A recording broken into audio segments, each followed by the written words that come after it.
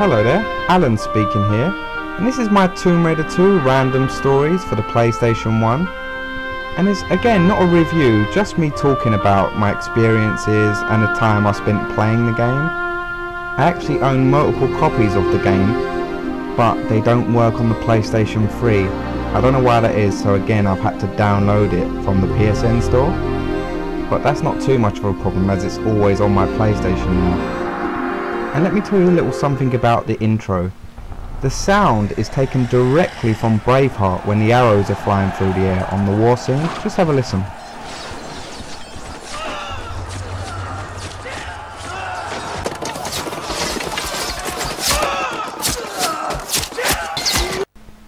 I'm sure you heard it.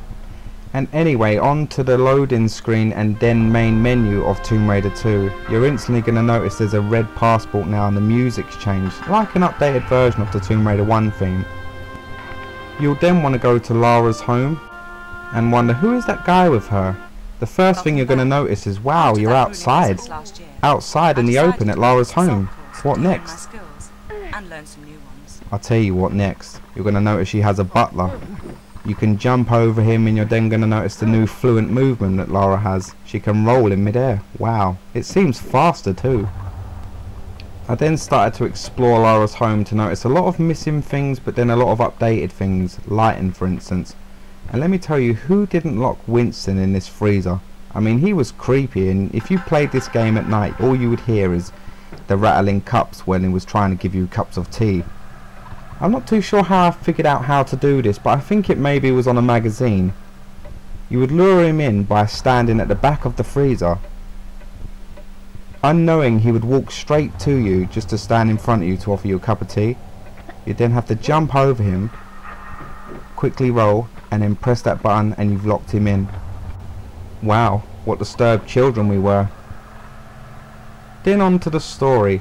You're going to notice a little cutscene intro of Lara jumping out of a helicopter to the Great Wall of China. And I played the demo of this game so many times, I sort of memorised this map. And I was thinking, is it going to be different? What's ahead? Are there going to be a lot of changes? What weapons is Lara going to have? And this is the first thing I actually did when I started playing. Great. I started to get quicker at the level. I mean, I played it so much I developed this little jump. Look at this. A quicker way up there, sure. I started to love the lighting effects and the sound of the water that you could hear and that you could step in the water. And Lara could sort of walk in the water and it would make her walk slower, a new effect added. And I could actually do this part here with my eyes closed. I used to show some friends me doing it. Maybe it's me playing it too much, but yeah, it was something I could actually do. And who remembers the dive and roll? I loved that when I first tried it. And maybe the doors didn't like guns. If you was to put your key in the lock and take your guns out expecting an enemy behind the door just wouldn't open.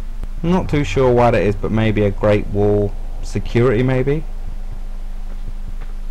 Put them away. What the hell?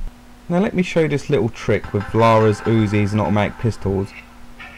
Select your Uzis and randomly spray them by holding down the X button. And then press select again and get your pistols out. Did you hear that reloading sound? It happens sort of the same but with the automatic pistols. So if you do the same like you did for the pistols and then take out your automatic pistols, you'll hear this. And by the way, the automatic pistol sound effects from RoboCop.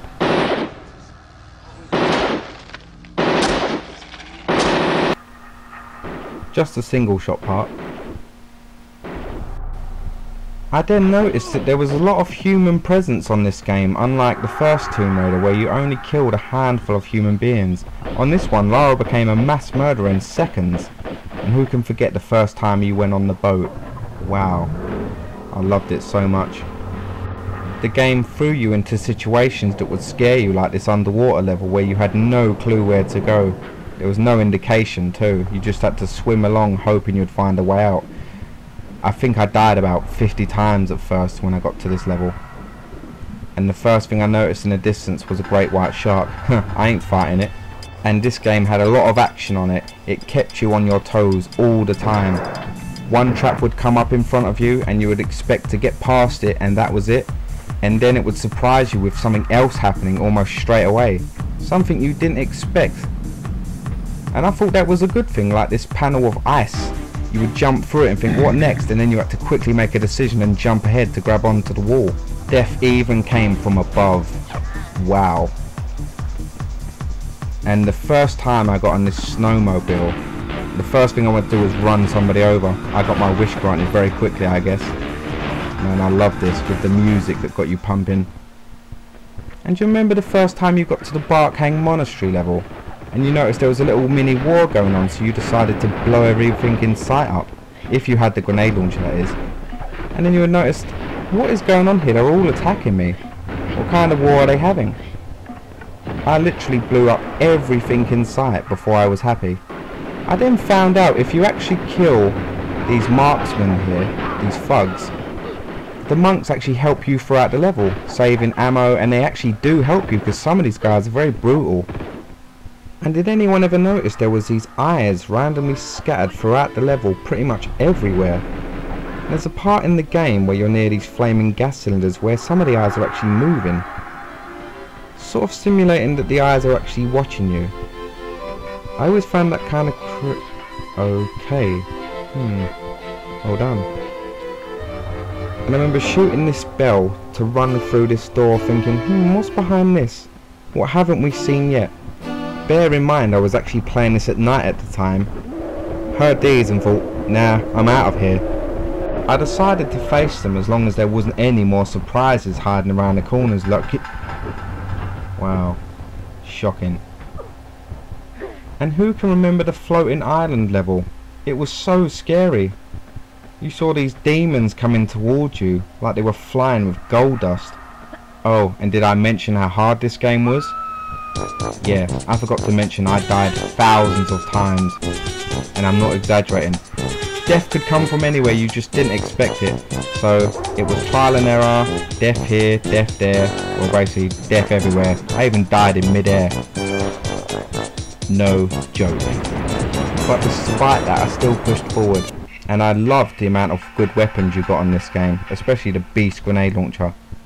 The first time I came across the dragon, I was thinking, oh my god, how am I going to beat this? Maybe I could just say hello to it. Hi dragon, how you do? Oh, thank you. I had this obsession with getting outside of Lara's gate at her mansion. I was told there was a black taxi waiting around the corner. That little turning there. I mean, even in the Home Sweet Home level, the first thing I actually wanted to do was get outside the gate. I thought to myself, hey, they brought in trucks. Maybe they've crashed through the gate. But no, it was still locked. I had to keep trying. By the way, where's Winston? What do I pay him for anyway? Oh, yeah. Anyway, I finally figured out a way of getting outside of Lara's gate. I'm not too sure how I actually found it out in the end, but I did. And it was this method here. I remember the first thing I was thinking was, oh my god, I'm actually going to get outside. Friends told me, and a few magazines speculated that there was a black taxi outside. I think it was common rumour, but the taxi took you to London, like a certain part of London. I think it was Oxford Street with all the lights. The taxi would take you there, and you could roam around a little scene. And I was so excited because I could see it was just a jump backwards and hang drop away. I rolled down to run straight for that turning. It was the first thing out of all that time of trying and waiting. And what did I get? Oh my god.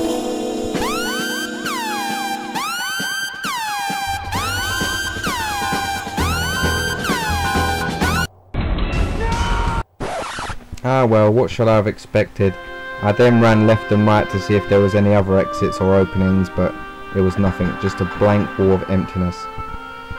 Oh well, there wasn't enough memory I guess. It was just nice knowing there was something outside of the gate.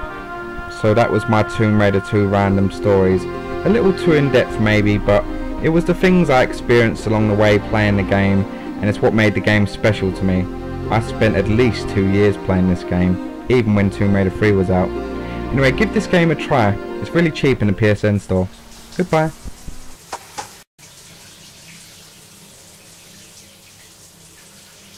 Don't you think you've seen enough?